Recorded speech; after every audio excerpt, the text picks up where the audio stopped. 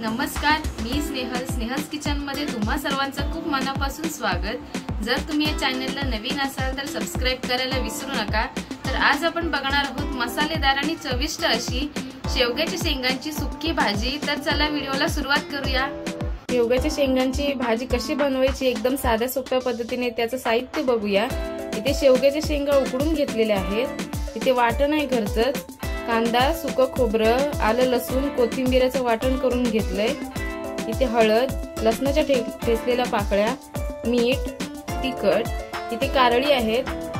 जे आपण चटणी बनवतो ती कारळी आहेत, ती भाजून पावडर करून घेतली। तेल तापलेलं आहे, त्यात लसणाच्या ठेचलेल्या पाकळ्या टाकल्या। म्हणजे आपण घरचं वाटण केलं तेच टाकून घ्यायचं। तेलात छान फ्राय करून घ्यायचं।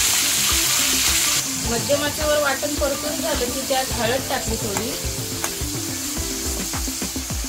लाल तिखट टाकलं, 2 चमचे मोठे।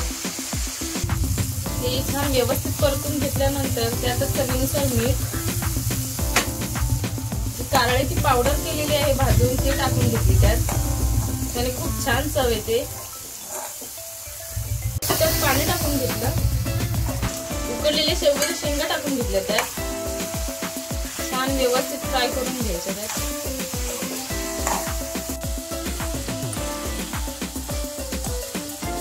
बघू शकता भाजी तयार झालेली आहे शेवग्याच्या शेंगांची, अगदी सोप्या पद्धतीत।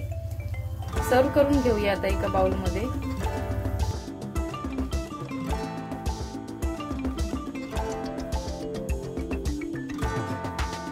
तर आजच्या व्हिडिओ मध्ये आपण शेवग्याच्या शेंगांची सुक्की भाजी बघितली, अगदी साध्या सोप्या पद्धतीत घरच्याच मसाल्यांमध्ये। नक्की ट्राय करून बघा एकदा।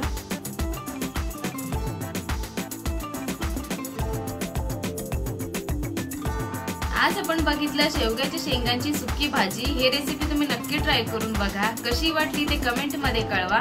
हा व्हिडिओ आवडला असेल तर लाईक, शेअर, सबस्क्राइब करायला विसरू नका। भेटूया पुढच्याच नवीन व्हिडिओ मध्ये। तोपर्यंत स्वस्त रहा, मस्त रहा, धन्यवाद।